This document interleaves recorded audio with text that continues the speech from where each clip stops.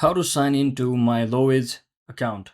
So hello guys, welcome back to my YouTube channel. If you also want to log in or sign into your Lowe's credit card account online, here's what you need to do. So first thing, just head over to your any of your favorite browser and simply search in for lowes.com/rewards or /credit card account, and you will be redirected to this page where you can see the profile icon at the top right. Just tap on that, and you can basically tap on this sign in or create account if you don't have an account already. So by doing this, you will be eligible for rewards or easy order tracking and more. So simply tap on that, and in this case in my country it's not available, so I'm getting such error. So just click on this link over here or button over here, and you should be heading over to the login page.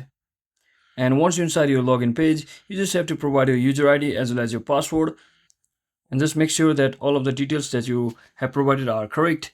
And if you ever forget your password, you can always tap on this password I forgot my password button over here to successfully reset them and relog in to your Lowe's account. So that is it for today guys. I hope this video was informational. If it was, don't forget to like and subscribe. See you in the next one.